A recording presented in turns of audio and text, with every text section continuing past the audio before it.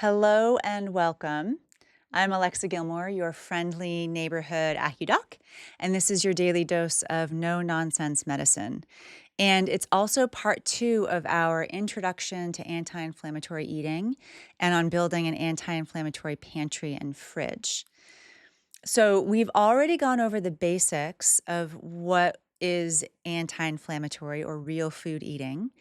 We've talked about why it might be of interest to you to make some changes in this direction, both in terms of the very real impact that it could have on your current symptoms or your baseline levels of energy and vitality that you feel every day, and also the very real impact it can have over the long term as true preventive medicine, which the best preventive medicine is just having the capacity and then actually taking good care of ourselves. So, changing up our eating in this way is at the very top of the list of the things that we can do to positively affect our health and our longevity. And we've touched a little bit on where to start in the part one, but we're going to elaborate on that here today. So if you missed part one, go back, watch it, listen to get the background, and then come back here and join us for part two. So, ground zero for this is, what do you have in your house? What's in your pantry? What's in your fridge? How do you set yourself up for success so you can actually start to move in this direction? So, the question is what's in your house, but also what's not in your house? What might you want to start phasing out, either completely or moving it to a new category of food that's for occasional eating or celebratory eating or sentimental or nostalgic eating? Remembering, I think it's always so important to remember when we talk about food that food isn't just about raw ingredients and macros and nutrients and calories and rules. Food is so important to the soul. It's part of the nature of being human, cooking and cuisines. It's our connection to our family, it's our connection to our ancestry, to our traditions. So I think it's okay, not just okay, I think it's really important to think about, how do we balance making sure our souls get fed, or at least making sure that our souls don't feel deprived and fed, making sure our souls get fed. How we balance that with a commitment to being healthy over the long term if those things seem to be kind of oppositional. So if we're committed, if being healthy is a goal and we're committed to being healthy over the long term, how do we balance that with keeping our soul fed? Um, in our house, we for sure eat pizza sometimes on occasion, and it's delicious. And I am for sure going to make and eat my grandmother's Christmas cookies every year. They are the taste of Christmas for me and my family. I'm going to have cake on my birthday. I'm going to have pumpkin pie on Thanksgiving. For me right now, at this stage in my life and this stage in my own health journey, these things feed my soul in a way that's going to compensate for any frank nutritional deficiency that's in them. And also, when I eat my grandmother's cookies, it's in the context of a baseline of lots of really good food eating. So I don't share that to like get a pat on the back, just to like think about this stuff big picture and contextually. Um, Bring a curiosity to some of these things, but not necessarily a rigidity, because it's a whenever we get stuck in black and white thinking, that can be a real problem. Okay, so what's not in your house? Let's take a stroll through your pantry, or what would we like to not have in your house that's there right now? So take a stroll through your pantry, your cabinets, your fridge. Let's take stock of what's there. You don't even have to purge anything yet. You're just looking at what you have. You're making no decisions. You're reading labels, you're gathering information, and this is a judgment-free zone. So remember, you are not a better person for doing this or making any of these changes, and you are not a worse person if you don't throw out the donuts. You might be a healthier one if you make some of these changes, but that has no bearing on you as a human and your worth and your value. So just remembering that. No one's giving you gold stars for doing any of this. First off, you can think that any food that has a label at all, that's already kind of a red flag. It seems obvious, but like broccoli doesn't have a label or any health claims on its packaging. It doesn't have any packaging. Same with apples, same with chard. Um, but for now, so for now, you're looking at the foods that do have labels. And the number one place I think to start is looking for added sugar. The amount of added sugars we eat is such a huge driver of inflammation. And if we consider making that a baseline, like I try not to consume things with added sugar most of the time, or I don't buy these things or keep them in my house, it simplifies this process so much. It removes so many things out of the mix that are not great for us to eat in other ways as well. The thing about added sugar is that it's disguised by many other names. So I read somewhere that there's like 56 different names for added sugar in processed foods. 56. So you may see sugar on the label, but honestly, more often than not, you're not going to see sugar. You're going to see a bunch of other words that translate to sugar. So having an awareness about what those words are is going to be really helpful. There are a couple of categories of sugars that are added to food. So the basic simple sugars that are commonly added to foods, and this is not an exhaustive list, but fructose, sucrose, glucose, or dextrose are all simple sugars that are added to foods. These sugars are not inherently bad. They are found naturally in whole foods, in fruits, in veggies, in dairy and grains, but it's best to actually get them that way. In other words, to get these things in their original real food container and not as something that's been extracted and then added back into a food product. When that happens, it's much more likely that these are going to spike your blood sugar. It's a bunch of empty calories. You're not getting it in the container that also has nutrients and antioxidants and fiber and all these other things that we need in our diet. Of these, it is thought that fructose is particularly bad for us.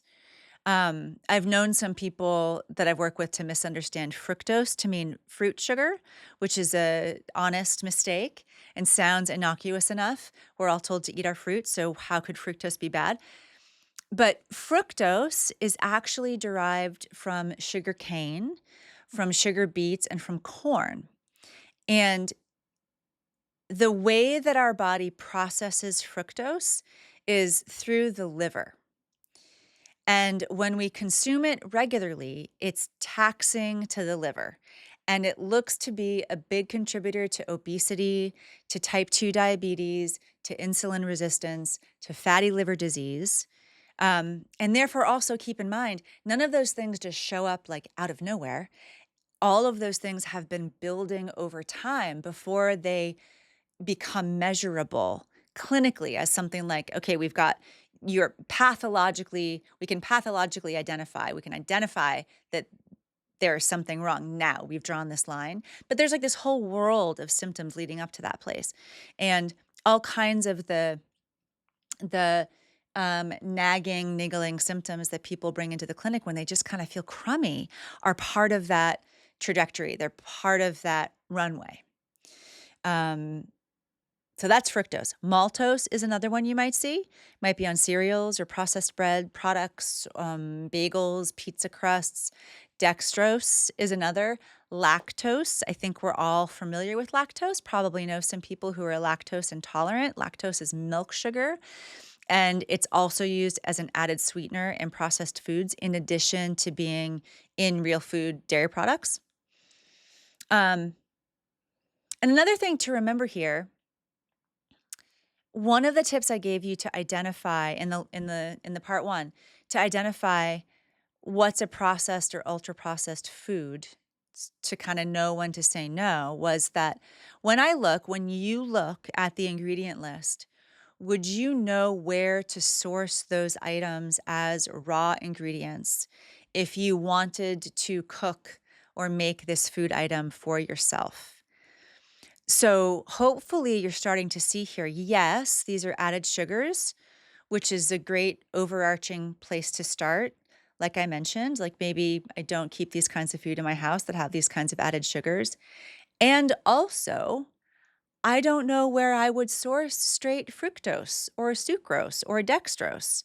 So that gives me a no on these foods from the processed food perspective. I've got a no from two angles. Hopefully that makes sense. Then we've got our solid or granulated sugars. And this includes a lot of sugars that have somehow snuck in as being healthy. So, cane sugar, coconut sugar, date sugar, raw sugar, sucanat, turbinado sugar, it's all just sugar. And while some of these may be like a teeny bit less processed or have like teeny tiny amounts of nutrition that straight up white table sugar doesn't have, at the end of the day, they're still just added sugar with empty calories and I think pretty sneaky marketing tactics. Um, then we've got liquid sugars on the labels, a whole other set of sneaky names: barley malt, rice syrup, brown rice syrup, agave. Those two really get me, the brown rice syrup and the agave.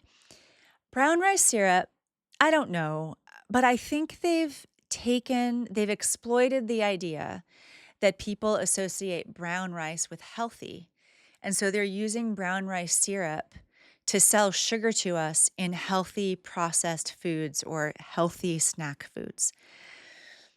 Brown rice syrup is all sugar and no nutrition. It's got a super high glycemic index. So, a glycemic index is a measure of a food's impact on your blood sugar in real time.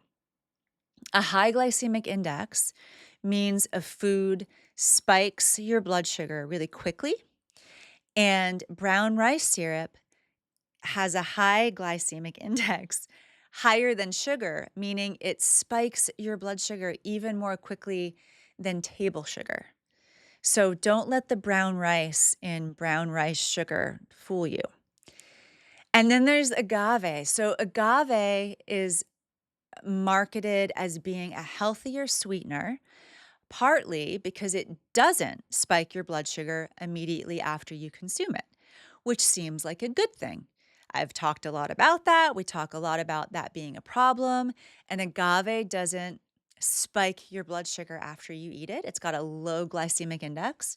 So, for that reason, it's become a darling of health food manufacturers and bunky health claims. It's touted as a good, healthy sugar substitute, but it's not. By some measures, it's actually worse for you. It's high in that fructose that we've already talked about. And so it's only your liver that's able to metabolize fructose when it's consumed in any significant amount. So when we're consuming something like agave, we might not see the blood sugar spike, but there's this insidious thing that's happening behind the scenes in the liver as it's processing the agave that's actually raising our baseline blood sugar levels over the long term and strongly raising your risk of metabolic syndrome, of type 2 diabetes, of bad cholesterol. It's increasing your belly fat. It's not great. If you're getting it in itty bitty amounts here and there, like anything, okay. But taking a look at if that's the case or not is important. And the health claims are just bunky bunk.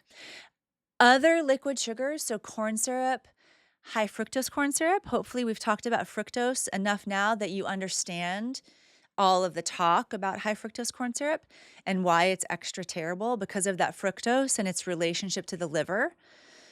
So that's why high fructose corn syrup gets all this attention. You might also see golden syrup on a label. You might see invert sugar or malt syrup or evaporated cane juice. All of these things are sugar. Now, there are a few liquid sugars that we keep in our pantry and consume with some regularity and moderate amounts. And, like full disclosure, we've got sugar in our pantry. So again, we don't have to have rigid rules here. Just have an awareness about when and how you're using it. Fully have a domino sugar in our pantry right now.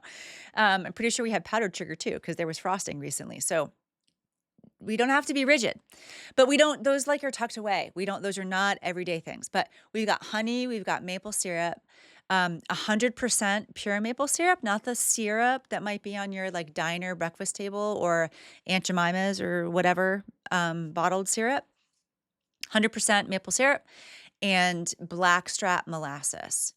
So to be clear, these are still all sugar. They should all be consumed mindfully and in moderation, but there's a couple things about them that are different. They are less hyper processed. They all have a lower glycemic index, meaning again, when we consume them, the sugar enters our blood more slowly than a regular table sugar would, or than many of the other sugars that we've talked about would. So you're going to get less of that sugar spike, which is then followed by a crash. And the spiking and crashing creates this stress on the body that causes all kinds of problems over time. And they also, these three items, they also do have some actual legitimate nutritional benefit. This doesn't mean this doesn't mean that you should eat them for their nutritional content, or at least not the honey and the maple syrup. I'll get to the blackstrap.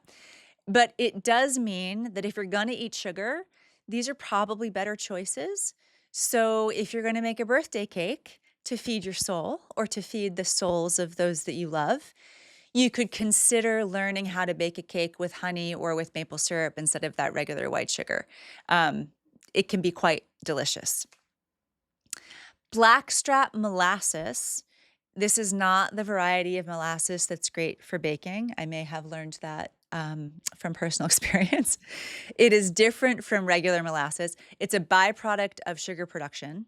It's boiled more times than regular molasses. It's boiled 3 times, and it contains sugar, but it also contains a bunch of beneficial nutrients, including a lot of iron.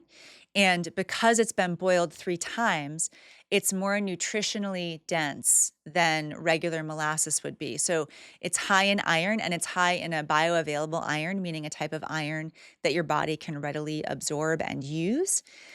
It's also got a lot of antioxidants and calcium. It's still sweet, but there are for sure some good things nutritionally that ride on the tails of that sweetness. So it's not straight empty calories like the other sugars that we've talked about.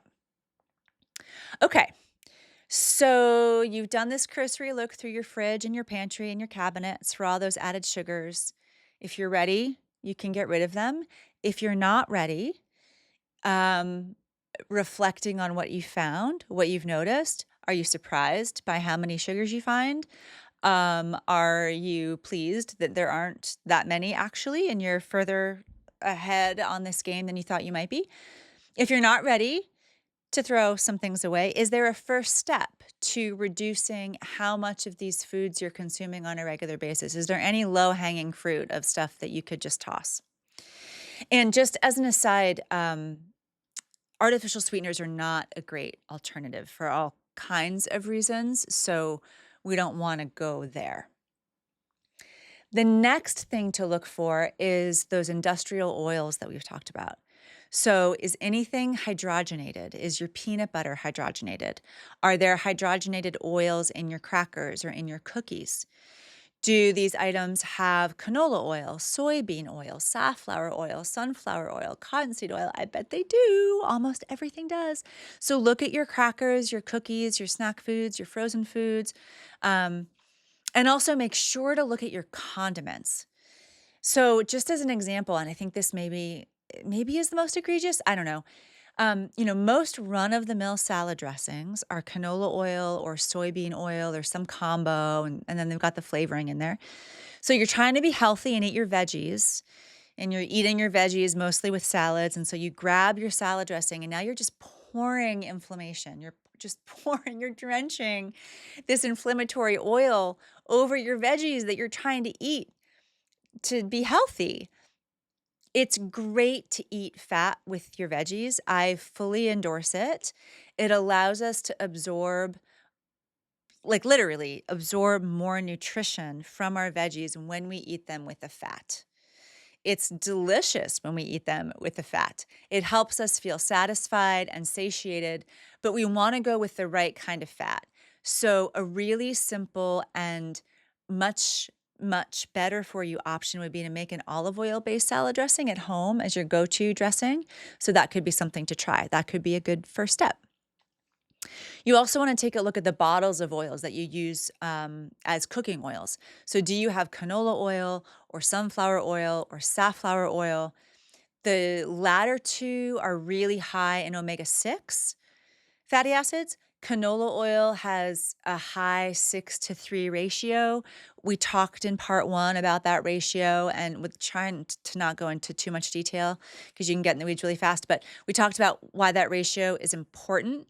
And because canola oil is so ubiquitous in processed foods, it's thought to be a real driver of that ratio being so far off for so many of us, like 20 times more omega 6s to 3s than what is recommended.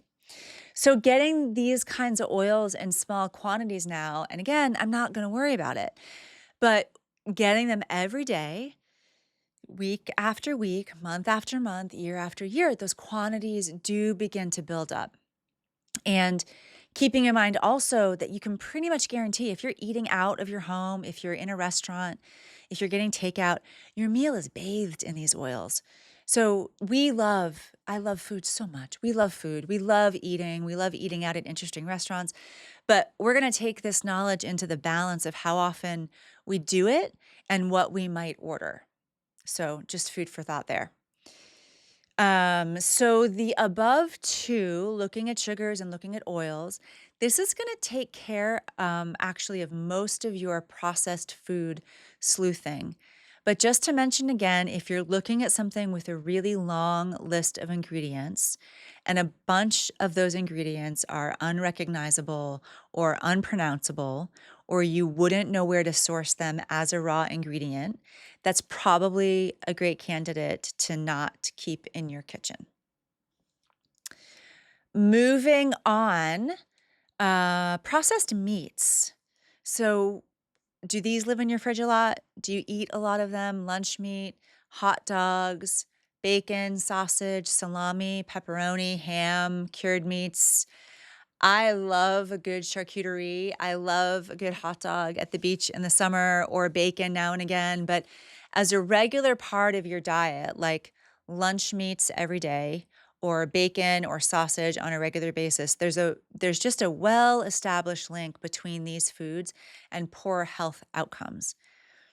Now, we always have to ask when people are eating, like in this case, is that because people are eating these foods or because they're not eating other foods? So, in the context, other healthy foods. So, in the context of an otherwise healthy diet that's full of lots of green leafy veggies and lots of cruciferous veggies and lots of seasonal veggies and good quality fats, if you like a ham sandwich, get the ham sandwich. Enjoy the heck out of the ham sandwich. I would. But is the ham sandwich like 3, 4 days a week with like a bagel or a muffin or sausage for breakfast and like pasta or pizza or takeout for dinner? Like you can't remember when you last had a veggie that wasn't like iceberg lettuce or like wilted romaine, even with like a sad little cucumber and tomato. Like that's not great. That's not doing you any favors in terms of your inflammation or your heart health or your cancer risk. Again, not judgments on you as a person by any stretch, but just looking honestly at how food legitimately impacts our health over time. And if we aspire to be healthy over time, then let's just take an honest, open look at what that looks like day to day right now. So let's pause here now in terms of what you may want to remove. I think I've covered all the heavy hitters that you want to think about getting out of your house to set you up for success. Um, and you know what? Let's pause here in general. That's a lot to digest. Uh, I promise you, there is so much that you can eat, so much. So I will do a part 3 on what to include in your pantry. So wherever you're watching or listening to this, look around for that part 3. In the meantime, as always, reach out with any questions, with any comments, write them in the comments, message me. Remember, this is not comprehensive. It's also not personalized to you and to your needs. This is just generally a foundation, a great place for all of us to start because we have to start somewhere. And then we just keep moving forward one step at a time. Okay, thanks for being here. Bye for now.